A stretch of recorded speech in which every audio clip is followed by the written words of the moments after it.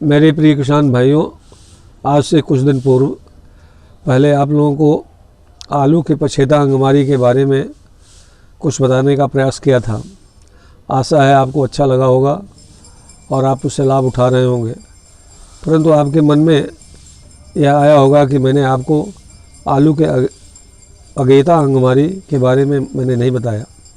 यह विचार कर मैं आपको श्रीमुख किसान चैनल से कुछ सुझाव देने का मन बनाया है। अगेता अंगमारी की बीमारी प्रतिवर्ष कभी उग्र कभी कम उग्रता के साथ लगती है। बीमारी एक फफूंद के द्वारा उत्पन्न की जाती है जिसका नाम अल्टरनेरिया सोलेनाई है। बीमारी के फलस्वरूप पत्तियां और कंद प्रभावित होते हैं, जिससे आलू की उपज में भारी कमी हो जाती है। कंद का आकार छोटा हो जाता है। ऐसे आलू को भंडारित नहीं किया जा सकता है। कंदों की गुणवत्ता खराब हो जाती है, जिसके कारण इसका बाजारू मूल्य कम हो जाता है। आलू की खेती जहाँ भी होती है वहाँ हर साल ये बीमारी देखी जाती है। इसकी गंभीरता कम या अधिक हो सकती है। बीमारी उस समय ज़्यादा लगती है जब पत्तियों पर ओस, वर्षा और सिंचाई का जल अधिक समय तक नमी बनाए रखता है। पत्तियों के पोषक तत्व जैसे नाइट्रोजन और फास्फोरस की कमी हो जाती है, तभी ये बीमारी लगती है। अब मैं अपने किसान भाइयों को से अनुरोध करता हूं कि बीमारी को पहचानने के लिए बताए गए पहचान के अनुसार पहचान करें और मेरी बात ध्यान से सुनें। बीमारी पहले पुरानी पत्तियों पर अर्थात निचली पत्तियों पर लगती है। पत्तियों पर गोलाकार अनियमित आकार के छोटे गाढ़े भूरे या काले धब्बे पत्ती की निचली सतह पर बनते हैं, जैसा कि चित्र में दर्शाया गया है। आप इन धब्बों को आसानी से पहचान सकते हैं। धब्बे के बीच में कई घेरा दिखाई पड़ देता है। घेरा गाढ़े रंग का दिखता है, जबकि दो घेरों के बीच का रंग हल्का होता है। जितने घेरे दिखाई देते हैं, इसका मतलब ये समझिए कि इतनी बार बीजाणुओं की फसल तैयार होकर बीमारी फैलाने के लिए तैयार है। बहुत से धब्बे जो एक ही पत्ती पर बनते हैं, ये मिलकर बड़ा धब्बा बनाते हैं। जब ये धब्बा पत्ती के किसी मोटी सिरा पर बन जाता है अथवा मध्य सिरा पर बनता है तो पूरी पत्ती पीली पड़ जाती है। ऐसा इसलिए होता है, रोग कारक के द्वारा एक जहर उत्पन्न होता है जिसको अल्टरनेरिक एसिड कहते हैं। तने पर भी लंबे भूरे काले धब्बे बन जाते हैं। कुछ समय बाद ऊपर की भी पत्तियां रोगी हो जाती हैं और गिरने लगती हैं। ये कंद जब बनने लगते हैं उस समय होता है, जिससे कंद छोटे रह जाते हैं। रोग के कारण कंदों पर भी गाढ़े पनेले धब्बे धंसे हुए बनते हैं, जैसा कि आप चित्र में देख रहे हैं। प्रिय किसान भाइयों, रोग कारक रोगी पादप अवशेष के साथ भूमि में पड़े रहते हैं। ये अवशेष पिछली रोगी फसल के होते हैं। इन्हीं के द्वारा रोग का प्रारंभ होता है। यह हवा और सिंचाई के पानी के द्वारा फैलती है। बीमारी का विकास 33 डिग्री तापक्रम पर होता है।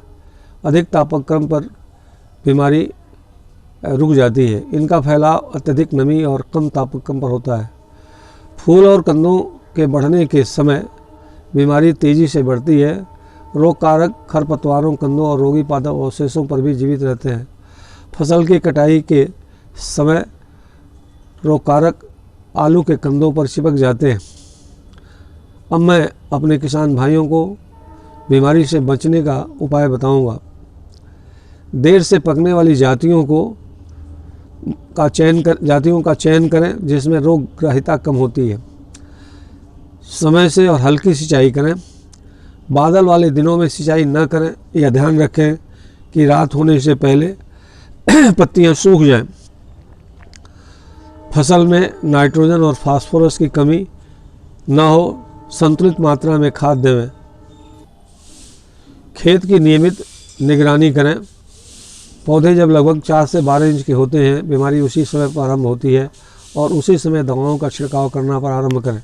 तो खुदाई से पहले, बल्कि 3 सप्ताह पहले ऊपर के भाग को काटकर खेत से अलग कर दें, जिससे रोग कारक के बीजाणु खुदाई के समय कंदों के संपर्क में कम आ सकें। कटाई करते समय आलू पर चोट और घाव न उत्पन्न हो। घाव के द्वारा ही रोग कारक कंदों में घुसते आते हैं और सड़न उत्पन्न करते हैं। खुदाई के बाद आलू को ताज़ी हवा में रखें।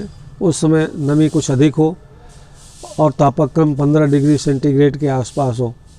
इस दशा में आलू को 3 सप्ताह तक रखें, जिससे ऊपर लगे घाव ठीक हो जाते हैं। फिर उसे अंधकार में जिसमें वायु का संचरण ठीक हो, नमी बिल्कुल ना हो, 4 डिग्री सेंटीग्रेड तापक्रम पर रखना चाहिए। यही कंडीशन शीत ग्रहों में होता है। जिस खेत में बीमारी लगी हो उस खेत में 3-4 वर्ष तक आलू की फसल न लें। खेत में उगने वाले खरपतवार जिस पर ये रोग कारक रहता है उसे भी नष्ट कर देना चाहिए, जैसे मकोई, धतूरा, रसभरी इत्यादि। अब मैं आप लोगों को कुछ रसायनों के नाम और उनकी मात्रा बता रहा हूँ, जिसका फसल पर छिड़काव करके आप अपने फसल की सुरक्षा कर सकते हैं। बताए गए दवाओं में से किसी एक दवा को बताए गए मात्रा में फसलों पर छिड़काव करें। डाइथेनजेट 78 का 2 ग्राम 1 लीटर पानी में घोलें। डाइथेनियम 45 का 2 ग्राम 1 लीटर पानी में घोलें। ब्लास्टॉक्स 50 2.5 ग्राम 1 लीटर पानी में घोलें। डाइफोल्टान और कैप्टान भी 2 ग्राम 1 लीटर पानी में घोलें। जीनेब 2 ग्राम 1 लीटर पानी में घोलें। किसान भाई अपने आवश्यकता अनुसार घोल की मात्रा तैयार करके फसल में 5 बार छिड़काव करें। एक बहुत अच्छी दवा है डाइफेनोकोनाजोल, इसका 1 छिड़काव करें। इस दवा का छिड़काव उसके पैकेट पर लिखे गए निर्देशों के अनुसार करें। इसका एक ही छिड़काव बीमारी की रोकथाम के लिए पर्याप्त होता है।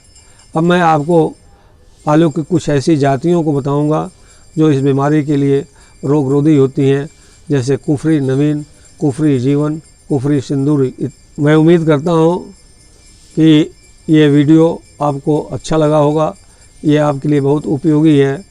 आप आलू की फसल को बताए गए विधियों द्वारा अपनी फसल की रक्षा कर लें और मेरे इस वीडियो को लाइक करें, शेयर करें और सब्सक्राइब करें।